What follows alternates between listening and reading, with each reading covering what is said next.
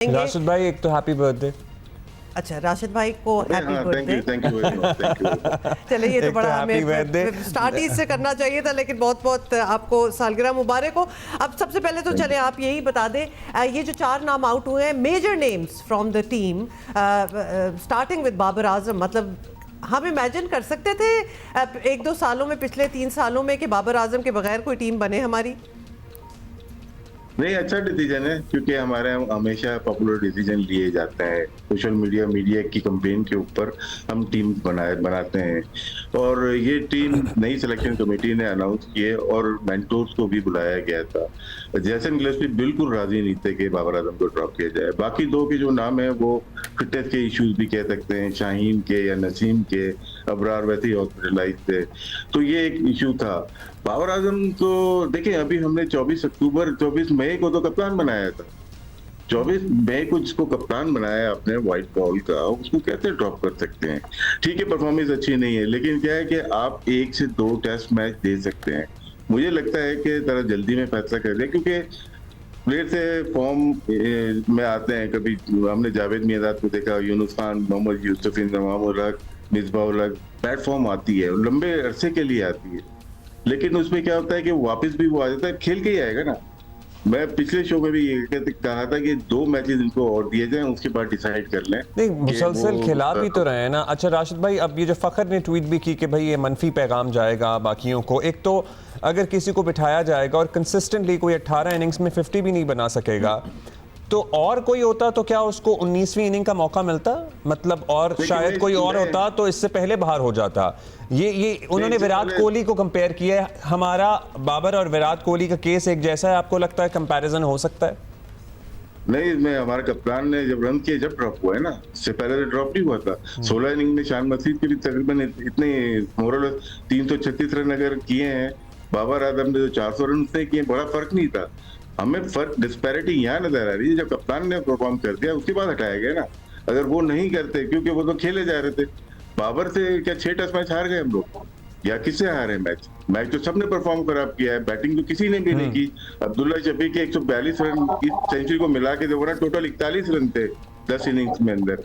तो ये हर कोई बड़े प्लेयर को टारगेट करता है, और टारगेट किया गया है। मुझे लगता है टारगेट किया गया है।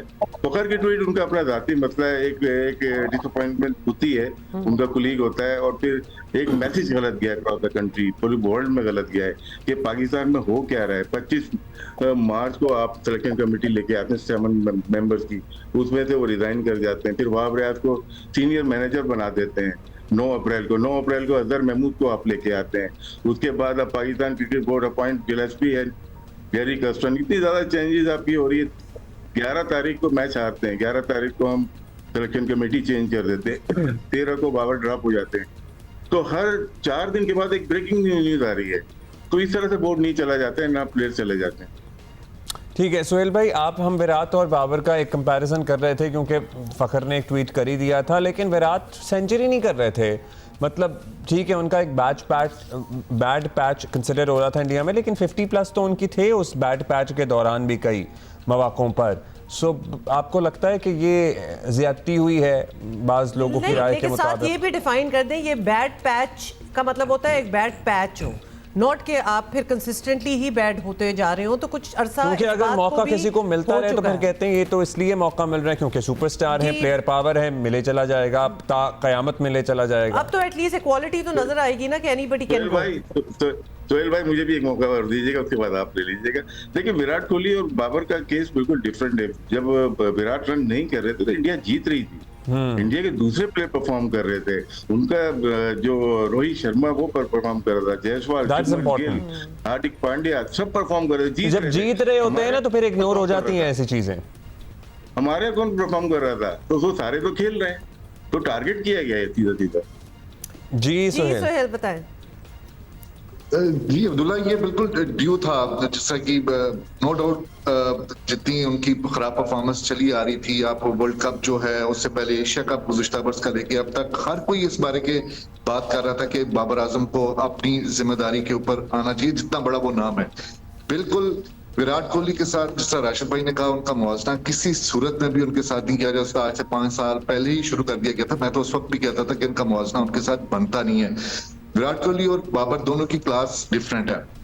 जहां तक बाबर आजम की बात है, मैंने खुद कवर किए ऐसे मैचेस जब मिसबाह हक, मोहम्मद हफीज, इसी तरह कामरान अकमल और दूसरे बैटर्स जो थे वो फ्लॉप होते थे और बैट पैच आता था, तो वो जाके डोमेस्टिक मैच खेलते थे। अगर डोमेस्टिक मैचेस नहीं हो रहे होते थे तो क्लब के मैचेस मॉडल टाउन में जाकर खेला करते थे। मैंने कवर भी किए हुए, वहां पर जाकर अपने बेसिक के ऊपर काम करते थे और दोबारा टीम का हिस्सा बनते थे। लेकिन मेरा नहीं ख्याल कि बाबर आजम का जिस तरह का स्टाइल है या जिस तरह के उनके करीबी लोग उनको मशवरे देते हैं और जितने वो अपने एक खोल के अंदर कैद हो चुके हुए हैं, वो वही खोल है जिसकी वजह से वो बाहर नहीं आ रहे थे। क्योंकि मैं उनको बड़े करीब से देखता भी हूँ, वहाँ उनका आना जाना या उनके साथ कभी उनके करीबी लोगों से राब्ता भी होता है, तो वो एक खोल के एक शेल के अंदर चले गए थे जहां से उनका निकलना मुश्किल था। अभी भी उनको नो डाउट मौका मिलता तो शायद इंटरनेशनल क्रिकेट खेलते हुए भी वो वापस आ सकते थे। लेकिन जितने वो डाउन हो चुके हुए हैं ज़हनी तौर पर, दिमागी तौर पर, मेरे ख्याल में ये एक अच्छा फैसला था ताकि वो ताजा दम हो, छुट्टियां गुजारें। पता चला कि वो दुबई जा रहे हैं, शायद उसके बाद वो दूसरे लेकिन टाइमिंग भी एक चीज होती है। और ये फैसला क्या सीरीज से पहले कर लेते या सीरीज के बाद कर लेते? मिड सीरीज ये फैसला होना,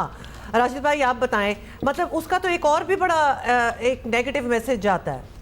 देखिए, अगर इस टेस्ट मैच से पहले जो हम मुल्तान में हार गए, उस मैच से पहले अगर आप जायजा लेते और सिलेक्शन कमेटी अनाउंस कर देते, उस वक्त आप क्या शान मसूद को बगैर सेंचुरी के रखते, क्या आप अब्दुल्ला शफीक को टीम में रखते, क्या आप बाबर आजम को टीम में रखते, क्या आप मोहम्मद रिजवान को टीम में रखते? तो बहुत सारे सवाल उठ रहे हैं क्योंकि इंटेंट मुझे सही नहीं लग रही है। देखिए, प्लेयर ड्रॉप होते, जैसे सोहेल भाई ने कहा, इमरान भाई ने, कि भाई बहुत बड़े बड़े प्लेयर ड्रॉप हुए। हमने देखा है यूनुस खान जिसने 10,000 रन किए, वो 3-4 दफा ड्रॉप हुआ है। इंतमाम उल हक मेरे साथ पूरी लाइफ हम लोग खेले साथ में, उनका बैट पैच आया, वो ड्रॉप हुए हैं। लेकिन टाइमिंग हम देखा करते थे कि प्लेयर्स के इनपुट होती थी। ह्यूमिलेशन है ये रिजेक्शन है, ये ड्रॉप नहीं किया, ये ह्यूमिलेशन है एक अपने ग्रेट प्लेयर की। हमें हीरो को ट्रीट करना सही नहीं आता, चाहे वो मीडिया हो, चाहे वो पीसीबी हो। मेरा तो ख्याल है बसद एहतराम, बहुत ही एहतराम के साथ, कि हम लार्जर देन लाइफ बनाते हैं हीरो को, एंड दे डिजर्व इट। हम इतना बड़ा बना देते हैं। और बाबर की एक परफेक्ट एग्जांपल हमारे सामने है कि हमने एक बहुत ही जबरदस्त परफॉर्मर को एक सुपरस्टार भी बनाया, एक डिजर्विंग परफॉर्मर को एक सुपरस्टार बनाया, ज्यादा बड़ा बना दिया था। तो जब फिर कुछ बड़ा बना रहे डिसाइड होते करें हैं ना। तो उसकी तो कोई लिमिट नहीं होती ना। और स्पेशली बिकॉज उनकी परफॉर्मेंस भी ये कल ऑस्ट्रेलिया का मैच आ रहा था इंडिया से, वो जीते, उन्होंने सेलिब्रेशन नहीं किया। उनका मैच अगेंस्ट श्रीलंका था, पाकिस्तान था, जीते वो लोग, विमेन का बता रहा हूँ मैं, वो सेलिब्रेशन नहीं किया। हम एक मैच जीतते, वहां पे स्टार्ट भी नहीं होते, हमारे बड़े बड़े स्क्रीन पे रेड मार्क आना शुरू हो जाते हैं कि पाकिस्तान ने ये कर दिया, तबाह कर दिया। तो गलती तो हमारी तरफ से है ना कि हम स्क्रीन पे क्यों शॉट दे रहे थे बड़े बड़े, हम ये कर देंगे, हमें शाहीन, हमारे ग्रीन शाहीन ये कर देगा। दुनिया में कहीं ऐसा नहीं होता। अच्छा, सुहेल भाई के पास एक खबर अगर है तो गिलेप्सी वो स्टिल नॉट विलिंग कि बाबर को रिलीज किया जाए, ये जो खबरें आ रही हैं। नहीं, ये मामला कल तक हल हो चुका हुआ था, बल्कि उसके बाद उनकी मुशावरत भी हुई थी। जब परसों फैसले हुए थे, फिर कल उनको दोबारा कॉन्फ्रेंस में लिया गया। लेकिन ये बात जरूर है कि उन्होंने कप्तान ने और कोच ने ये कहा था कि एक मौका उन्हें और मिलना चाहिए। लेकिन जब उन्होंने कन्विंस किया गया तो तमाम लोग हैं वो एक पेज पे आ चुके थे। लेकिन उससे पहले डेफिनेटली ये जरूर था कि दोनों में दरमियान में इख्तलाफ राय इस बात पे था कि बाबर आजम को एक और मौका मिलना चाहिए। कप्तान और कोच की ये राय थी। लेकिन उसके बाद भाई मेरी जहाँ तक रिपोर्ट है, कप्तान ने बिल्कुल सपोर्ट नहीं, सिर्फ जैसन गिलेस्पी था और मेंटोरिंग में सरफराज अहमद एंड तकलान मुश्ताक, इन्होंने सपोर्ट किया था। कप्तान बैकफुट पे चले गए क्योंकि डमी कप्तान चाहिए पाकिस्तान क्रिकेट बोर्ड को। हम व्हाइट बॉल में देखेंगे कौन कप्तान बनता है, फखर बनता है या रिजवान बनता है। जो कप्तान अनाउंस होगा ना तो हमें पता चल जाएगा कितना डमी चाहिए पाकिस्तान क्रिकेट बोर्ड। अच्छा, अब सरफराज को भी भूल रहे भाई आप खुद ही बता दिया कितना डमी चाहिए। अच्छा, सरफराज की भी बात कर लें क्योंकि Sarfaraz although he was part of the team but not playing 11, लेकिन उनको भी as a wicket keeper batter थे वो वहाँ इन केस ऑफ नीड। अब उनको कौन रिप्लेस कर रहा है उस तरह? ये जो सारे नाम सामने आए हैं, हसीबुल्लाह ही करेंगे। रिजवान के होते हुए यंगस्टर है, उसकी जगह बन पाएगी कभी? प्रेशर भी हसीबुल्लाह को जो दूसरा विकेट कीपर है वो तो रखना ही पड़ता है। इन दिनों में कंकशन की वजह से आपको रखना पड़ता है कि रिजवान डेफिनेटली खेलेंगे और हसीबुल्लाह को मौका नहीं मिलेगा। एक ही डेब्यू नजर आ रहा है जो प्लेइंग 11 होगी।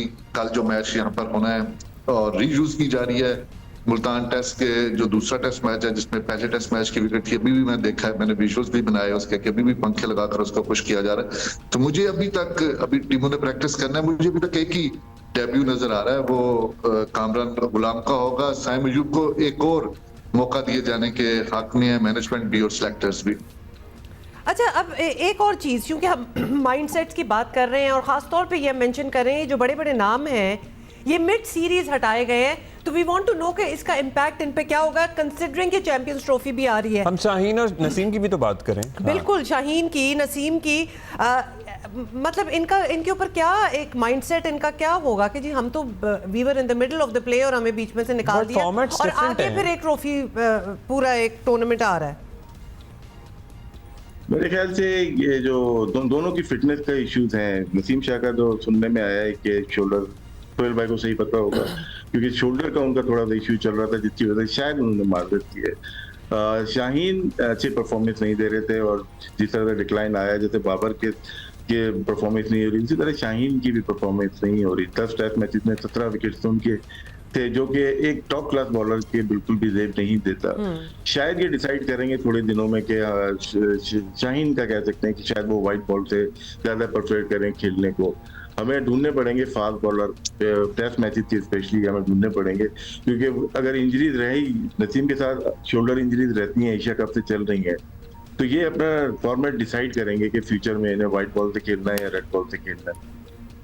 हाँ, ये वाइट रेड का ज़ाहिर फ़र्क भी तो होता है ना, तो उसमें लेट्स सी कि क्या बनता है। अच्छा जी, बहुत सारी पता है हमें, मेरे पास एक भरमार आ चुकी है मैसेजेस की, मतलब सवालों की, फिर लोगों की अपनी आरा है। अभी भी मैं कहता हूँ बाबर की फैन फॉलोइंग इतनी स्ट्रॉन्ग है कि people are, a few of them, lot of them are really offended. बिल्कुल ऑफेंडेड एंड शॉक्ड। अच्छा, आप बाबर को, वैसे राशिद भाई आपसे सबसे पहले तो बाबर को क्या आप मशवरा देंगे कि ये जो मोमेंट है इसको कैसे यूटिलाइज करें? हाँ, क्या यूटिलाइज करें so that he can make a comeback? मैं 2 मशवरे दिए थे, पहले कि कप्तानी कबूल मत करना वर्ल्ड कप से पहले, वो उनसे नहीं हो पाया। दूसरे चैंपियन कप जो हुआ वो भी ना खेलें क्योंकि रेस्ट अगर चाहिए तो यहीं से रेस्ट ले लें आप, तो उनको तो रेस्ट तो मिला ही नहीं ना, फिर तो वो चैंपियंस कप क्यों खिलाया पीसीबी ने?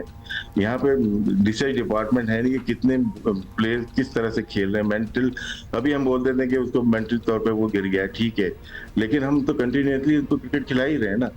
अब जब बाहर हो गए तो जाहिर सी बात है, अब ये बोल देना कि बाहर चले जाएं, बैठ जाएं, नहीं, फिर उसके बाद थोड़े 1-2 हफ्ते का रेस्ट लें। उसके बाद जैसे सोहेल भाई ने कहा डोमेस्टिक में आए, आपको खेलना पड़ेगा। मैंने यूनुस खान को देखा है, बहुत सारे मिसबा को देखा है, इंजमाम को, ये डोमेस्टिक में आके 2-2, 3-3 सेंचुरीज की हैं, वो उसके बाद फिर वापस आते हैं, फिर उसके बाद समझ में आ जाता है। अभी एक सेंचुरी की तो थी यहाँ पे भी, ये जो हमारी champions one day cup T20 test match और डोमेस्टिक में बहुत बड़ा गैप है। हाँ, इसमें प्रेशर देखें, किसने देखा ना, आपने डिस्कस किया होगा, थोड़ा सा कर दिया होगा ना, हमने किया, लेकिन बाबर जब रन करता है ना दुनिया देखती है, जब बाबर नहीं करता तो हर कोई देखता है फिर तो यार रन नहीं कर रहा, क्योंकि उससे तवक्कुआत बहुत ज्यादा है।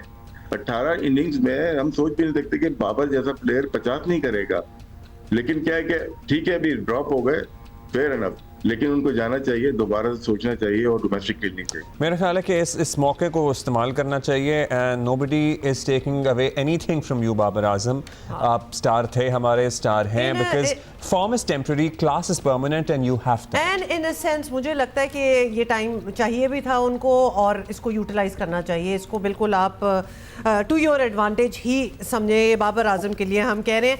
बहुत शुक्रिया सोहेल इमरान, बहुत शुक्रिया। और अपने इर्द गिर्द के लोगों को छोड़ के और सिर्फ क्रिकेट पे फोकस करें and not everybody who you roam around with is your friend and also I think try to recognize the people around you। ये बड़ा ये वो मोमेंट भी है कि जहाँ बिकॉज पता है क्या, ये इर्द गिर्द जो लोग होते हैं आपके, ये आपको डाइवर्ट करने वाले भी होते हैं बहुत।